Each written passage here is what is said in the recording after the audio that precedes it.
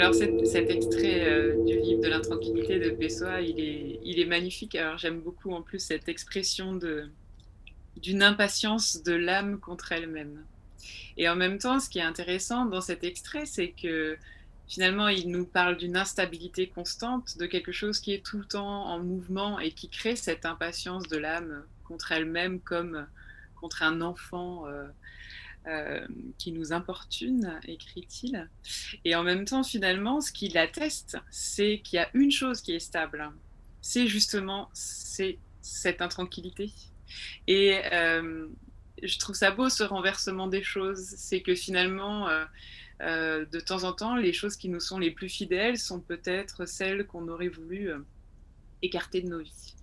Et il y a quelque chose possiblement d'amer à tirer de ce constat, et en même temps, ça peut aussi révéler d'une certaine espièglerie, et on peut aussi faire un chemin. En tout cas, moi, je suis favorable à essayer d'apprivoiser les choses qui sont corrélatives à notre existence, dans le sens où de vouloir évacuer absolument l'intranquillité. D'abord, je crois que c'est une entreprise vaine. Et ensuite, je pense que les choses comme ça qui sont constitutives de l'existence et qu'on évacue nous rattrapent à un moment donné, et parfois de façon amplifiée, comme tout un tas d'émotions, par exemple une tristesse ou une colère non assumée. Si on cherche à les évacuer trop vite, elles peuvent au contraire enfler, gangréner et s'augmenter.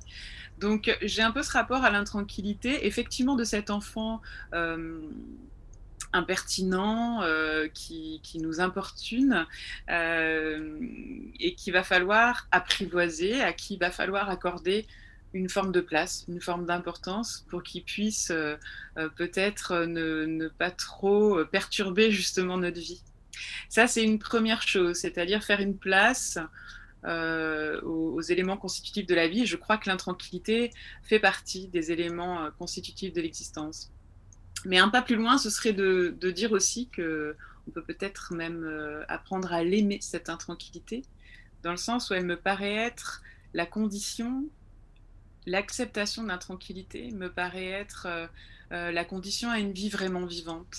C'est-à-dire que sans intranquillité, alors, il n'y a pas d'imprévisibilité. Et ça, c'est une notion, c'est une réalité, l'imprévisibilité qui m'est très chère, qui est chère aussi à la philosophe Hannah Arendt. C'est la promesse perpétuelle que quelque chose de nouveau puisse arriver. Et il n'y aurait pas de place non plus à l'incertitude. Et l'incertitude comme l'intranquillité sont des éléments qui sont potentiellement assez inconfortables, mais qui sont constitutifs de notre capacité à être en relation avec le monde, en relation avec les autres.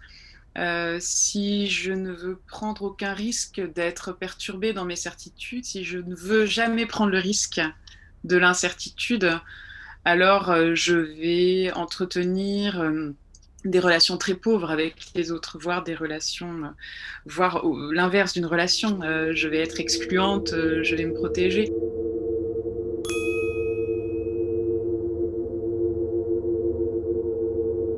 Alors évidemment oui et non. Euh, Quelque part non, parce que l'actualité de ces derniers mois nous voue à l'intranquillité, qu'on le veuille ou non, et disons qu'on n'a pas besoin d'avoir une culture de l'intranquillité pour la vivre aujourd'hui, dans l'actualité de la pandémie et puis d'autres événements euh, que je mettrais sous le même chapeau de la menace, la question de la menace en fait dans nos vies. Et en même temps, oui, c'est le bon moment de revendiquer l'intranquillité, parce que devant justement tout ce que ces menaces suscitent, la question va être, est-ce que je suis capable d'intégrer la menace à ma vie, ou est-ce que je vais construire tout un système de pensée magique, ou ce que Paul Tillich, qui est un théologien qui m'est cher, va appeler les forteresses de certitude. Est-ce que je vais m'enfermer dans une forteresse de certitude, ou peut-être même d'opinion très vite faite, reposant très vaguement sur quelques faits douteux, voire sur aucun fait du tout, pour me protéger justement de l'intranquillité qui va susciter une actualité aussi anxiogène que celle qu'on traverse. Donc je crois que oui, c'est le moment de revendiquer notre capacité à l'intranquillité dans le sens de notre capacité à savoir intégrer la menace dans nos vies et voilà, de ne pas la nier et d'être capable de ne pas sombrer dans une forme de religiosité. La religiosité consistant à fabriquer tout un système de croyances qui vont avoir pour but de créer un abri illusoire à mon désir de rester absolument en paix.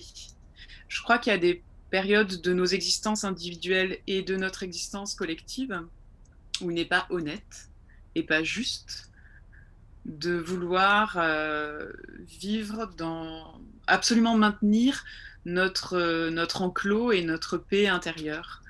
Donc, pour faire une disserte de philo, comme j'avais appris à le faire au lycée, thèse, non, antithèse, oui quand même, et synthèse, synthèse, oui, je crois que je viens de la dire, c'est que malgré tout, je pense que l'intranquillité a une fonction aussi de nous maintenir en vie et en relation avec le monde et avec les autres.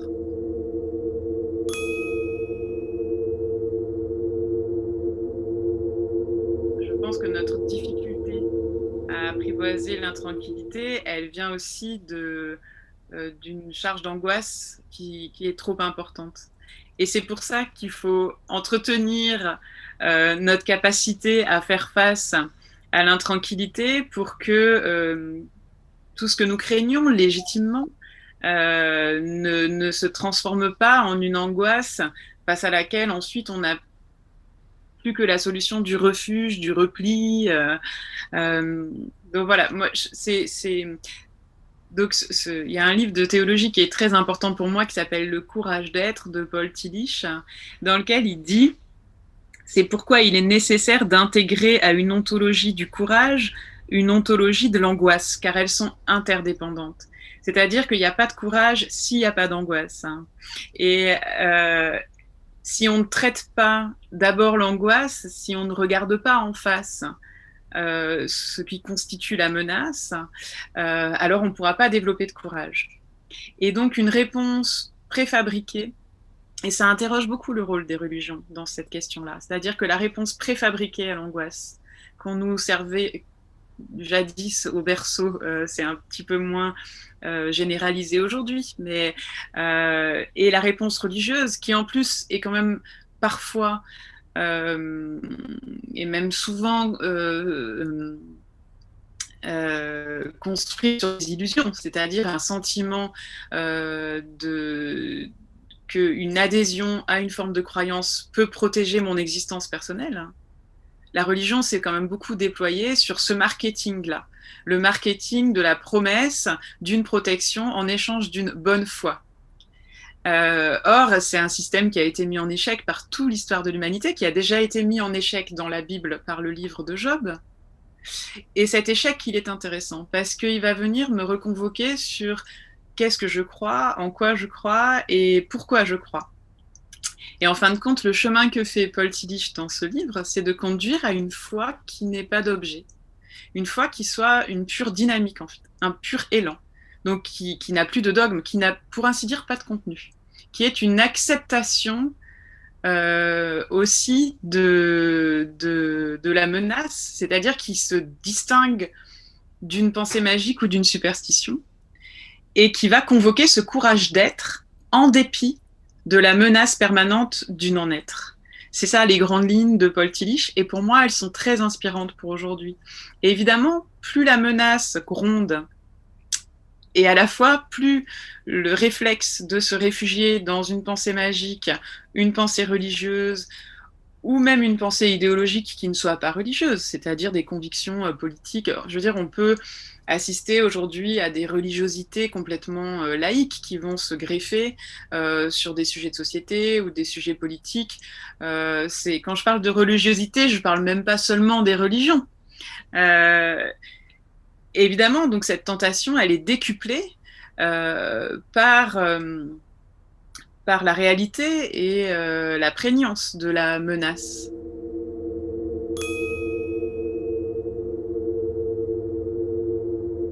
Il me semble qu'elle a un revers paradoxal, qui est qu'en fin de compte, à force d'évacuer la question de la souffrance, de la mort, de la maladie, de la menace, eh bien, comment le dire, nos systèmes immunitaires psychiques s'emballent devant la moindre souffrance, la moindre allusion à la mort et la moindre menace, en fin de compte. Donc, je pense que notre aspiration au progrès se retourne contre nous quand on est dans une situation de redécouverte de notre précarité, de la précarité ontologique de toutes nos existences. L'existence est quelque chose d'extrêmement précaire. Pour preuve, elle est brève. Et donc, on est tout le temps pris entre nos naissances et nos morts par la précarité même du fait d'être vivant. Et en même temps, on ne cultive pas cette conscience et nos sociétés, au contraire, nous ont amenés à plutôt l'évacuer. Si bien qu'on tombe des nues quand on découvre qu'il est possible de tomber malade et de mourir, alors qu'en fin de compte, c'est quelque chose en soi d'assez banal. Là, je ne parle pas de la pandémie en soi, hein, qui n'est en elle-même pas spécifiquement banale, mais qui n'est pas non plus extraordinaire. C'est pas comme si c'était la première fois qu'on avait un virus qui circulait, qui faisait des morts. Voilà. Mais nous, alors, ça nous stupéfait parce qu'on a tellement cru qu'on était à l'abri du danger, qu'on avait atteint une performance technique, médicale, telle que il est inconcevable que nous soyons démunis devant quelque chose qui ne se voit qu'au microscope. Ça, c'est quelque chose qui est en train de blesser notre orgueil d'occidentaux. C'est une crise narcissique. Enfin, c'est la 4e crise narcissique de l'humanité selon Freud, quoi. Il n'est pas là pour le dire, mais il y en avait encore une après lui, après la découverte de l'inconscience, c'est le Covid. Bon, et évidemment, c'est, comment dire, je fais pas l'apologie de cette pandémie, je me frotte pas les mains en me disant bah, c'est merveilleux, enfin, on va se reposer les bonnes questions. Mais comme de toute façon c'est là, est-ce qu'on peut essayer d'en faire une occasion de se reposer quelques questions peut-être fondamentales et de réfléchir de façon plus profonde à comment nous éduquer, comment cultiver en nous la conscience de notre précarité et du coup être moins blessé par ces moments où cette précarité est hyper affleurante.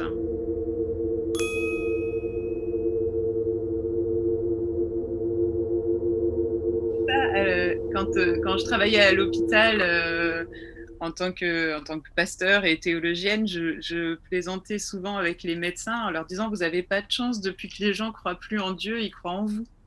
Et, et je pense qu'il y a certainement des personnes du corps médical qui ont dû profiter de cette promotion de toutes ces projections qui sont passées de la religion vers les institutions et vers l'État aussi. C'est-à-dire qu'il y a un déplacement. Moi, je ne crois pas du tout que la religiosité soit en baisse. Elle s'est déplacée, c'est-à-dire qu'elle est plus instituée à travers les grandes religions et leurs églises ou leurs structures institutionnelles. Elle est plus canalisée à cet endroit-là, mais du coup, elle est rampante, elle est diffuse et elle se regreffe sur une multitude de choses. Je pense en partie sur la science, la médecine et l'État. Et donc, on est catastrophé quand tout d'un coup, on découvre que en fait, les médecins ne sont pas tout puissants. On croyait que Dieu était tout puissant, on le croit plus, on croit plus en Dieu maintenant. Alors, mais on a quand même besoin d'attribuer la toute puissance encore à quelqu'un. Alors du coup, on va prendre le médecin, on va prendre l'État. Alors, donc il y a une espèce d'intolérance complète il y a une intolérance à la complexité aussi qui est inquiétante aujourd'hui. C'est-à-dire une énorme difficulté à accepter de faire le travail nécessaire pour descendre dans la complexité des choses et une intolérance au temps d'incertitude, au temps de la recherche. Moi, par exemple, je suis absolument incapable de juger aujourd'hui les mesures qui sont prises. J'entends beaucoup de choses, je m'en nourris, je me laisse interpeller, mais je me dis surtout, est-ce qu'on peut retrouver l'humilité de se dire, mais il n'y a pas de bonne solution là, en fait. Tout le monde tâtonne, tout le monde cherche, on voit, c'est intéressant de voir les différentes politiques qui sont mises en place en fonction des pays. Et, euh, et donc, il y a vraiment une intolérance au fait que de temps en temps, oui, on avance à tâtons. Et ça me paraît dangereux parce que ça renforce complètement la tentation populiste, la tentation de la simplification, la tentation de l'identification du mal au mauvais endroit. Et donc oui, c'est pas tant ce qui se passe qui est inquiétant, c'est comment est-ce que chaque personne le traduit et est-ce qu'il est justement capable, j'en reviens à ce que je disais au préalable, de, d'accepter une part de menace. Parce que si on est absolument incapable d'accepter une part de menace sur nos existences, euh, on va droit à la guerre civile, en fait. C'est ça le vrai problème, c'est qu'une société constituée d'individus complètement intolérants à la menace, ben, elle est en grand danger. En fin de compte, le paradoxe, il est là, c'est qu'en fait, c'est aussi l'intolérance à la menace qui nous menace aujourd'hui, je crois, vraiment beaucoup. C'est un peu paradoxal, mais...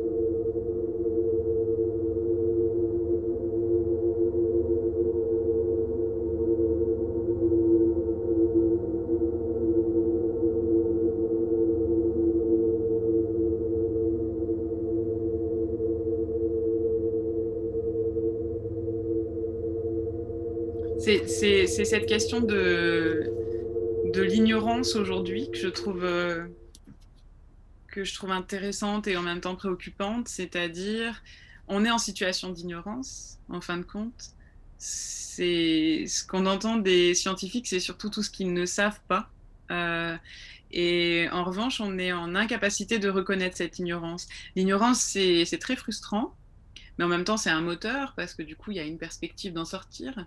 Et là où c'est plus du tout un moteur, c'est quand l'ignorance s'ignore elle-même et qu'on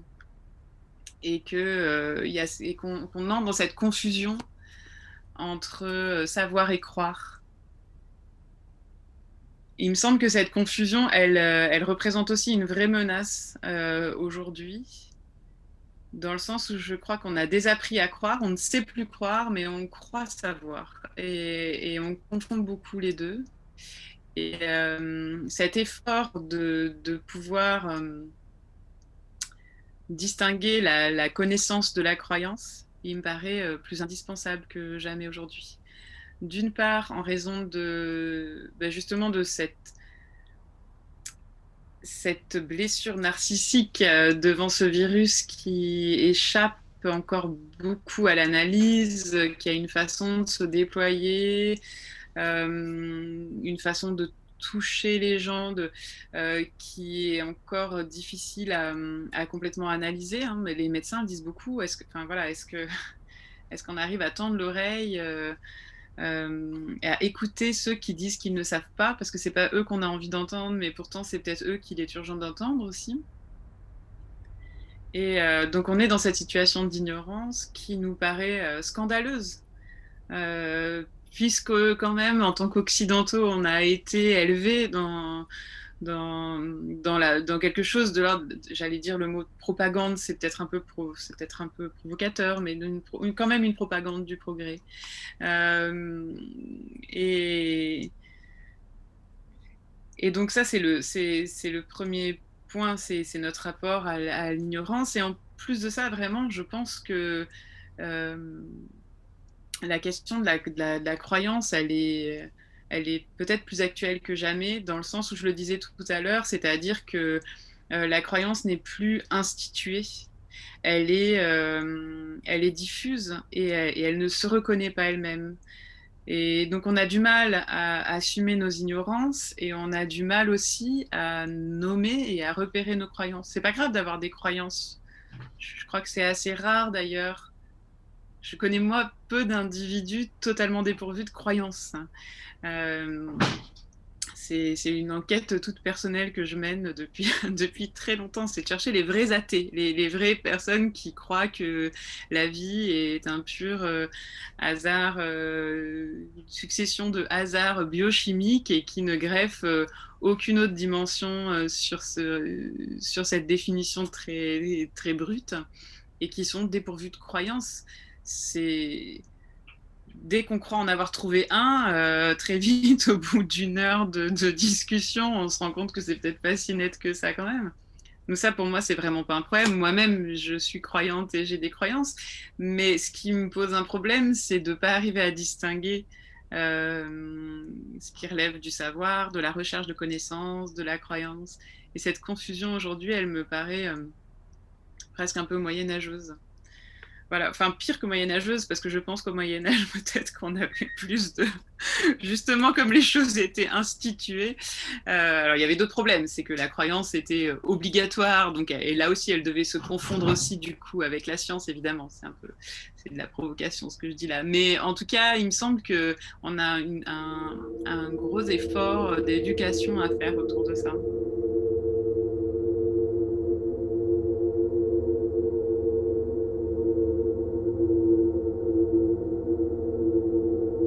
L'incapacité à pour moi une notion complètement salvatrice d'un point de vue philosophique et qui a un vrai impact existentiel, en tout cas dans ma vie, c'est celle de la pluralité qui est là aussi chère à Hannah Arendt. Je trouve, enfin, quand elle dit cette phrase toute bête que le monde est ce qu'il est parce que nous sommes plusieurs, ça paraît vraiment enfantin. Mais en même temps, si on prend le temps de... Moi, c'est une phrase que je remédite régulièrement et qui déploie sa profondeur de façon à chaque fois renouvelée dans ma vie. Et d'abord déjà, le fait d'être plusieurs, justement, m'autorise à ne pas être tout.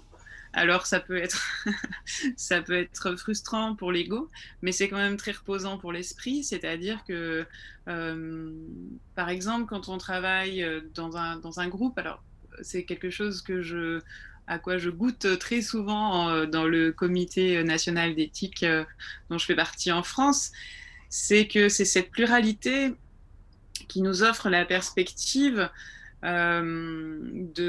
d'essayer d'embrasser le maximum d'angles, d'essayer de voir les choses à 360 degrés. Plus nombreux on sera et plus on pourra partager nos points de vue au sens de permettre justement de balayer le maximum d'angles morts. Tout en étant prudent sur les mécanismes de groupe qui de temps en temps se constituent des angles morts massifs dans une dynamique de groupe aveugle.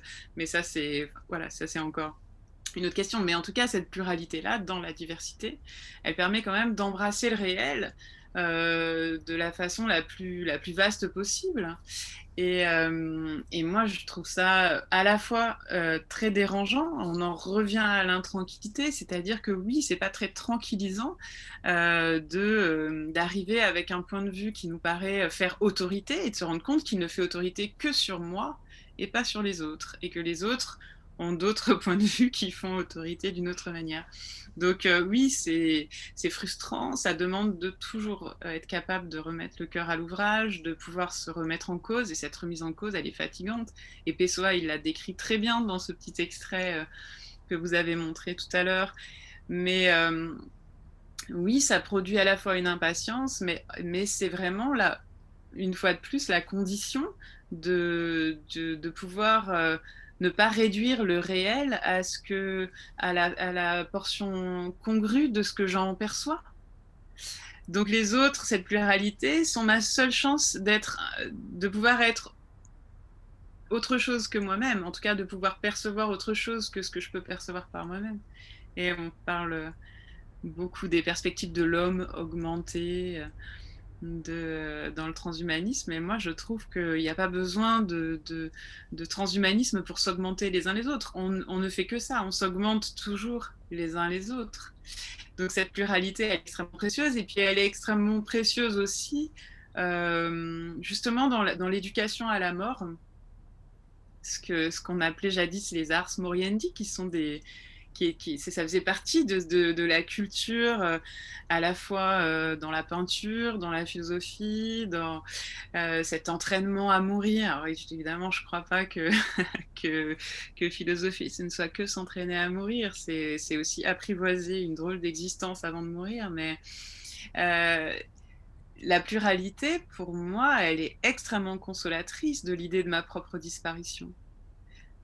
Elle a cette vertu de, de m'apaiser considérablement, même si ça n'enlève rien au vertige complet d'imaginer ne pas être, puisque pour moi, le monde, dans un réflexe totalement enfantin, j'en suis nécessairement le centre, puisque je ne le vois que autour de moi. Et donc, c'est très difficile d'imaginer que quelque chose continue après nous, et en même temps c'est hyper réconfortant, et de savoir aussi que la mécanique de la mort est quand même la seule possibilité pour que autre chose que moi puisse être, parce que tant que j'occupe cette place, enfin je veux dire, si on mourait jamais, ce serait une vraie catastrophe. Le vrai drame, c'est pas la mort. Le vrai drame, ce serait qu'on ne meurt plus, parce qu'alors du coup, on serait voué à figer le monde dans l'état actuel de ce que nous sommes aujourd'hui. Et, euh, et de mon point de vue, une des idées fortes de Arendt, et qui l'a fait s'attacher aussi à la natalité, elle qui n'avait pas d'enfants. Mais évidemment, la question, c'est pas de savoir si ce sont mes enfants ou pas, ça n'a aucune importance. La question, c'est celle des nouveaux venus au monde, qui, de par leur venue au monde, offrent la promesse d'autre chose qu'une pure répétition. Donc moi, je trouve cette idée extrêmement féconde d'un point de vue politique et d'un point de vue existentiel.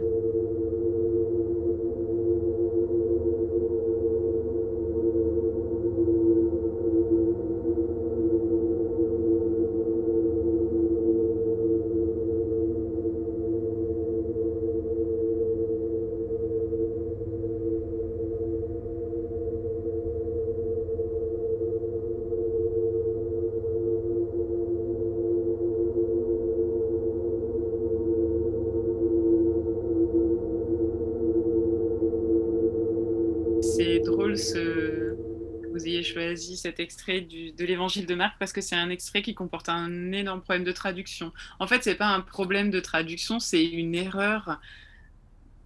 grosse erreur de traduction que j'arrive toujours pas à m'expliquer. C'est qu'en fait, ce passage est presque toujours traduit, enfin très massivement dans les Bibles françaises, en tout cas traduit au futur, alors que dans le grec, il est écrit au présent. Donc ça change pas mal les choses, parce que du coup, cette phrase prenez garde, veillez, car vous ne savez pas quand ce sera le moment. En fait, elle a une toute autre musique et un tout autre sens. Quand vous le dites au présent, prenez garde, veillez, car vous ne savez pas quand est le moment. Vous ne savez pas quand vient le maître de la maison. Et pas quand est-ce qu'il viendra.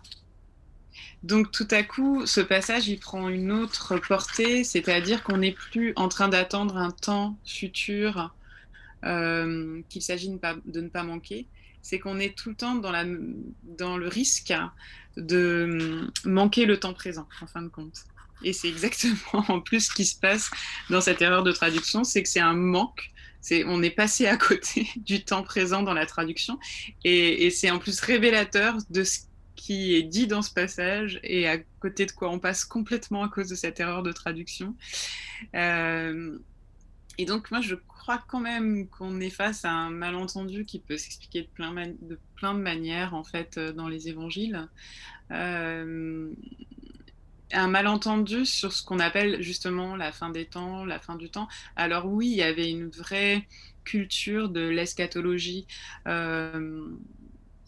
dans le judaïsme de l'époque de Jésus, qu'il en ait été fait allusion dans les discours même de Jésus, ça c'est un fait, en tout cas dans les retranscriptions d'évangile.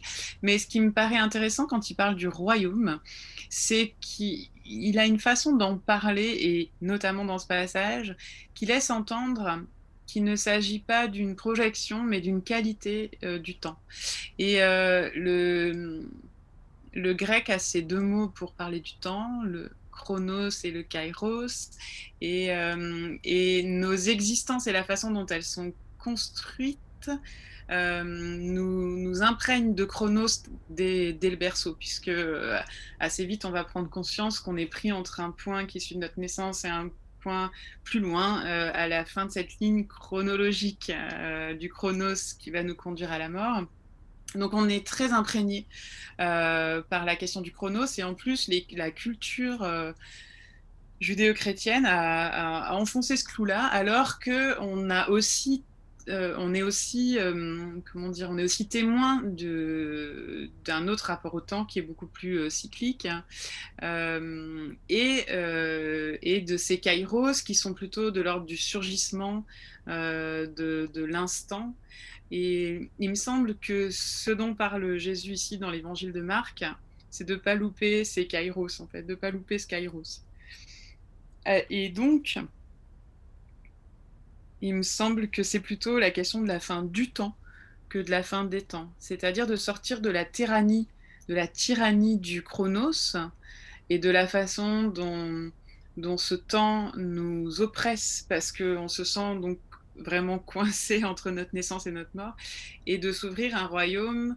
La question du royaume de Dieu, elle me semble pouvoir se comprendre comme un rapport à la fin du temps et au surgissement dans nos vies de choses qui ne sont pas soumises au temps. Et c'est quelque chose qui va être repris très très souvent par Jésus dans les évangiles, par exemple à travers l'image de se constituer des trésors dans le ciel, et en fait d'appeler dans l'existence humaine à essayer de travailler à, à ce qui est indestructible. Voilà, donc c'est assez piégeant en fait. Cet extrait-là, il est à la fois réjouissant pour moi et à la fois piégeant à cause de ce problème de traduction. Et, euh, et c'est toute une. Là aussi, on en revient au problème de la religiosité et du marketing de la religion, c'est-à-dire que euh, il a été tôt fait à partir de textes comme ça de construire un système qui fonctionne avec la carotte et le bâton, à la fois l'idée d'une récompense et d'une protection divine si on croit de la bonne manière, à la bonne fréquence, si on fait les bons rituels, et à la fois le bâton avec la menace d'un enfer, ou de louper le paradis, enfin, toutes les déclinaisons sont possibles. Il me semble que le vrai danger, c'est de passer à côté, c'est de naître, ce serait une existence qui ne se déroulerait que dans le chronos et qui n'aurait pas l'occasion de goûter à autre chose qu'à sa fatalité en fait.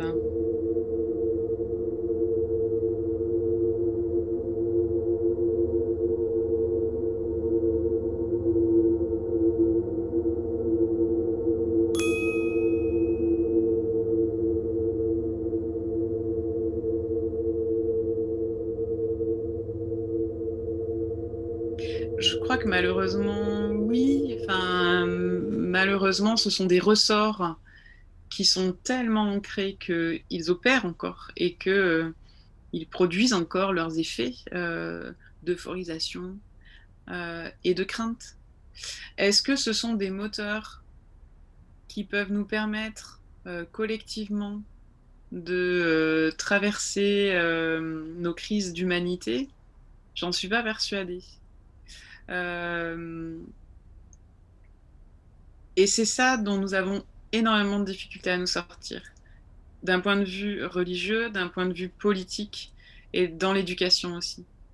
C'est-à-dire qu'on sait très difficilement manier d'autres outils euh, d'adhésion que ceux de la peur et de la récompense. En fait, on se comporte entre nous comme on se comporte avec les chiens. C'est quelque chose, moi, qui me sidère beaucoup, et puis qui me sidère quand je me vois moi-même faire ça. euh,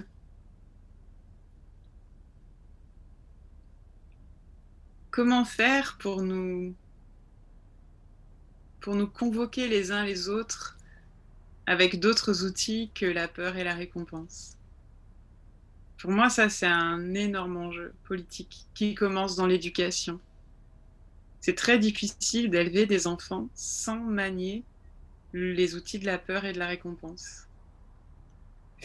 Et il me semble que là, on a une conversion profonde à opérer, que ces plis-là, ce sont effectivement la religion qui les a construits, et qu'il y a un travail de déconstruction à faire, de relecture, pour réenvisager ces textes peut-être autrement. En tout cas, c'est mon point de vue. Je sais qu'il n'est pas partagé par tous les chrétiens, mais en tout cas, c'est le mien. C'est la lecture, moi, qui me donne envie, on va dire. C'est de la réenvisager. D'où l'importance de la théologie comme science humaine. Je crois que c'est une vraie science humaine, la théologie. C'est un peu philosophie option Dieu, on va dire. Mais c'est important parce que d'un point de vue anthropologique, on peut pas se comprendre si on n'a euh, aucune culture biblique. On peut rien comprendre à la peinture. Et je crois qu'on peut pas comprendre qui nous sommes aujourd'hui non plus, comment nous en sommes là. Et en tout cas, ce maniement, oui, de la peur et de la récompense, il est profondément ancré sur le plan religieux.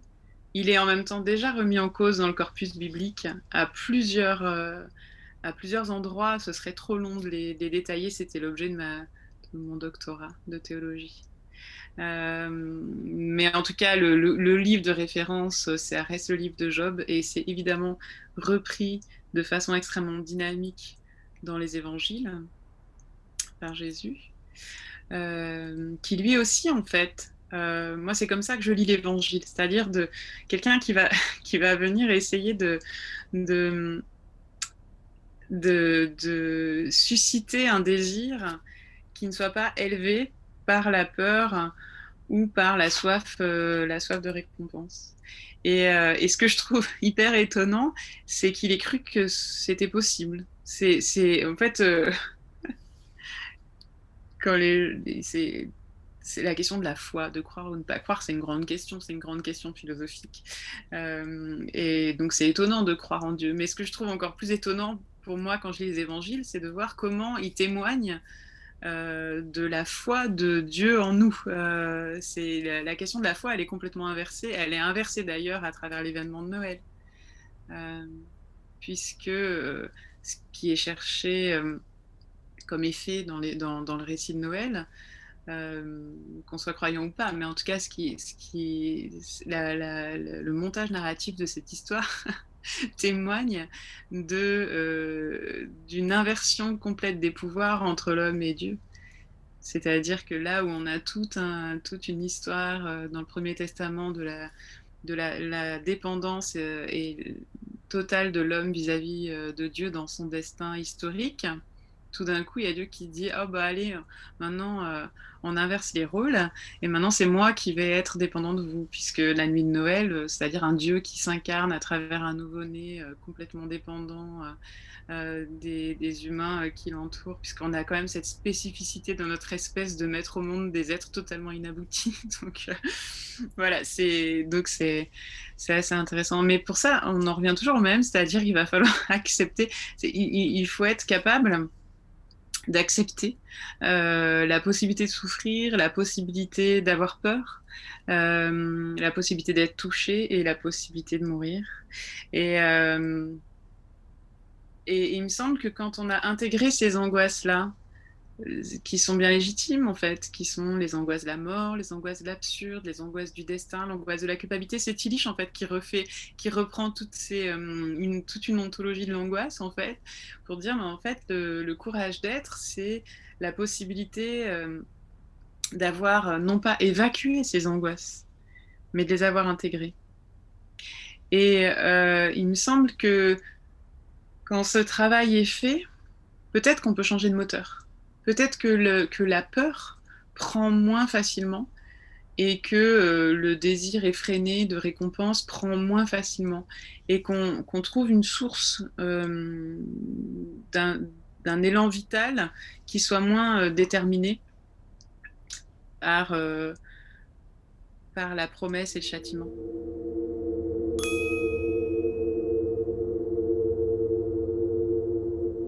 Alors c'est une trop vaste question qui en comprend du coup des milliers d'autres possiblement, mais la question du sens, et dans tous les sens du terme, pas seulement de la direction qu'on veut prendre, mais de la saveur aussi, de quelle saveur, quelle couleur on souhaite donner à l'existence en fait, qu'est-ce qui peut faire autorité, priorité, et cette question de notre rapport à la sécurité.